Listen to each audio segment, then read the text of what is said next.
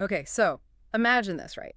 You wake up one morning, and the news is flooded with reports about a major capital, like Moscow, being targeted by not just a few drones, but hundreds of them. It sounds like something straight out of a sci-fi thriller. Right. But that's exactly what happened on March 11th, 2025. It was a massive Ukrainian drone attack on Russia, and it happened right as peace talks were supposed to start. It's almost too wild to believe. It's definitely one of those moments where military action and diplomacy collide in a really dramatic and symbolic way. And we've got a ton of news articles here that break down exactly what happened. We'll look at who the major players are and what their goals were, what the U.S. was hoping to achieve, what Ukraine was trying to do, and how Russia responded. And we'll try to unpack the strategies behind it all. So the mission for this deep dive is to go beyond just the headlines and figure out what this all means. Right, like what messages were being sent, who was trying to influence whom, and ultimately, what does this tell us about the chances for peace or the lack thereof? Yeah, it's a complex situation. So let's start with the attacks themselves. What happened that morning? Well, it all started in the very early hours of March 11th.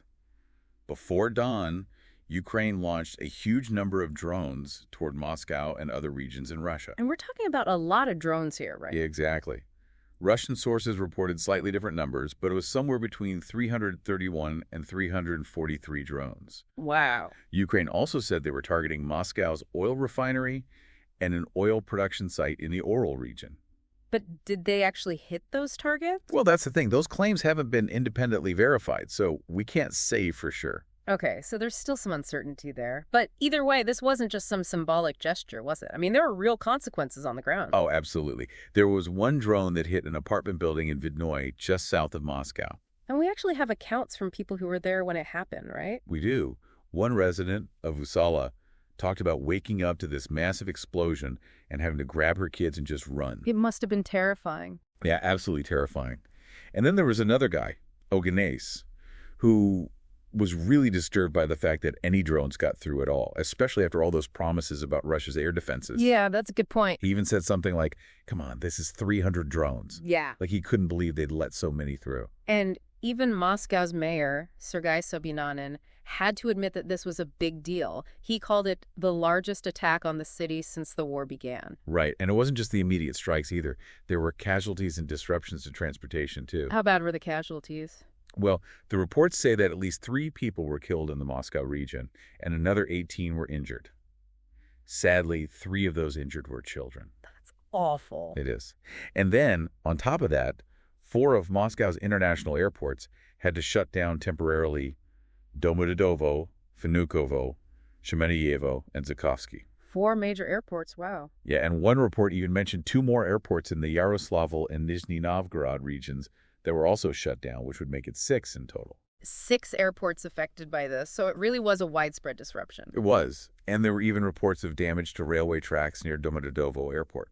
So it's clear that Ukraine has the ability to strike deep into Russian territory. But of course, we have to remember that this wasn't happening in a vacuum. Russia has been hitting Ukraine with air attacks too, right? Exactly. At the same time that Ukraine was launching those drones, there were explosions reported in Kyiv. Ukraine says Russia launched 126 drones and a ballistic missile at them. That's a lot. Yeah, but they claim to have shot down most of them. Well, that's something at least. But there was also a Russian drone strike in Kharkiv that killed at least 1 person and injured at least 17 others across Ukraine. So the attacks are going both ways. They were. And on top of all that, Russia said they intercepted more than 125 Ukrainian drones that were targeting the Kursk region. This was after Ukraine had sent reinforcements there, apparently. Wow, so this is a really complex situation with attacks happening on multiple fronts. It's hard to keep track of it all. It definitely is, and makes you wonder what the overall strategy is for both sides. Yeah, good point. But let's shift gears for a minute and talk about those peace talks that were happening in Jeddah. Right, the timing of those talks, happening right after the drone attack. Yeah. It's hard to believe it was just a coincidence. It seems way too deliberate. Yeah, it really does. Yeah. So just a few hours after Moscow was dealing with the aftermath of the drone attacks, high-level delegations from Ukraine and the U.S. met in Jeddah, Saudi Arabia. And Ukraine came to the table with some specific proposals, right? They did. They wanted an immediate truce in the air, for one thing, and a halt to all the strikes in the Black Sea. So basically a ceasefire in those areas. Right. And they also wanted Russia to stop its long-range missile attacks against Ukraine. Which have been causing a lot of damage and casualties. Exactly. And they wanted to talk about prisoner exchanges. That's always a sensitive topic in these situations. It is. But there was also another big thing on Ukraine's agenda. They were looking to finalize a deal with the U.S. about access to Ukraine's rare earth minerals. Those minerals are incredibly valuable, right? They are. They're used in all kinds of high-tech products. So it sounds like Ukraine was hoping to leverage those resources in the negotiations. It seems that way. But on the U.S. side, things were a bit more complicated, especially under the Trump administration. In what way?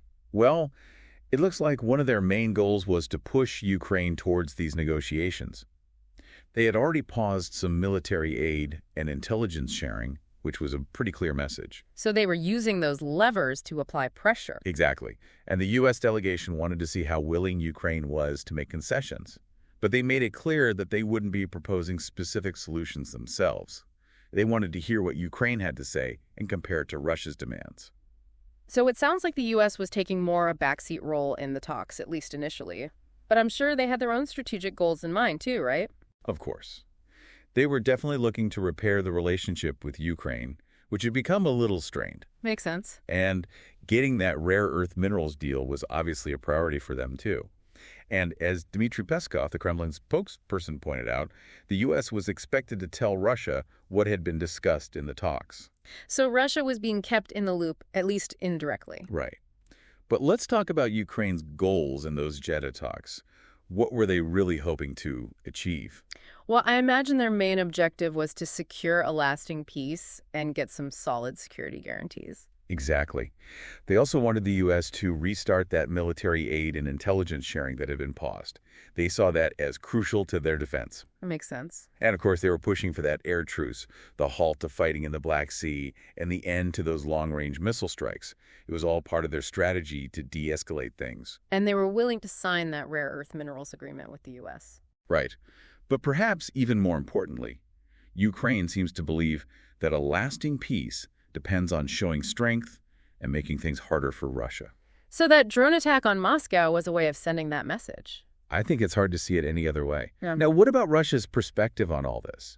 They weren't at those Jeddah talks, but their position is obviously essential to finding any kind of resolution. So what was Russia's take? Well, Peskov, the Kremlin spokesperson, said their air defenses were effective and they intercepted a large number of the drones. But we know some got through. Right, but they immediately labeled those Ukrainian attacks as terrorism. And they didn't show any signs of being willing to budge on their demands. Which are? They still want Ukraine to drop its bid to join NATO and to recognize those occupied territories as Russian. So no change there. Nope. And while they weren't directly involved in the Jeddah talks, they made it clear that they expected the U.S. to fill them in afterwards. So they were keeping a close eye on things. Absolutely.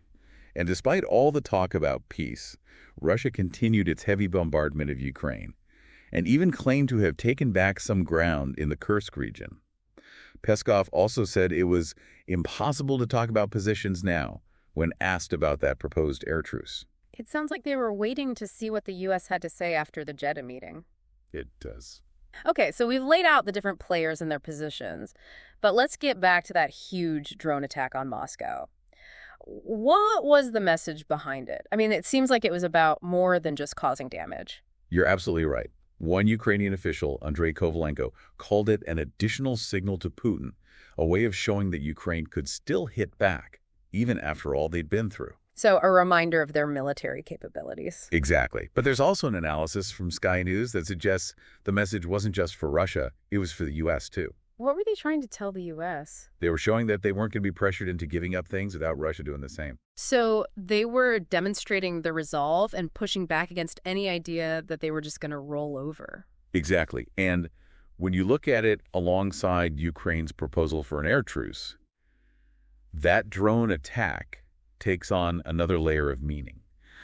It's like they're saying, look what we can stop doing if Russia agrees to stop as well.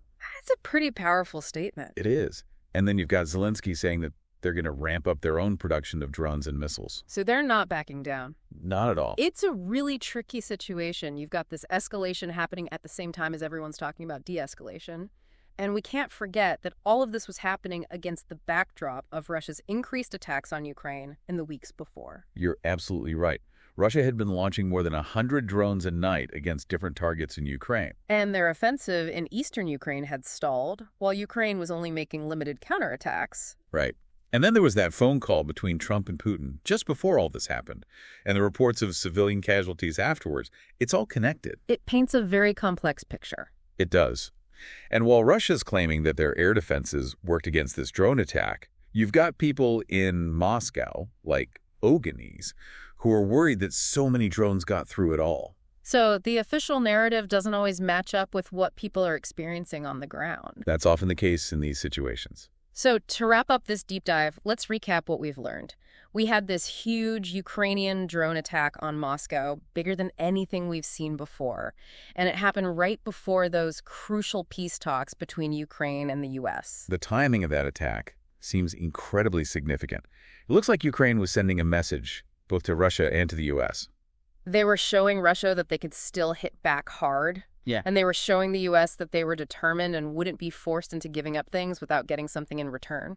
But even with all this talk about peace, the path to a lasting resolution seems really uncertain. Everyone's dug in on their positions. Which leads us to a final question for our listeners. Right. Think about the timing of the drone attack. Think about how big it was. And think about the starting positions that everyone had going into those peace talks. What do you think is the biggest obstacle to ending this conflict? Is it the military situation on the ground, the political goals that everyone's clinging to, or is there something else entirely that we haven't even considered? It's a complicated issue with no easy answers, but by taking a close look at these events and how they're all intertwined, we can start to understand just how complex things really are. And maybe that's the first step towards finding a way forward.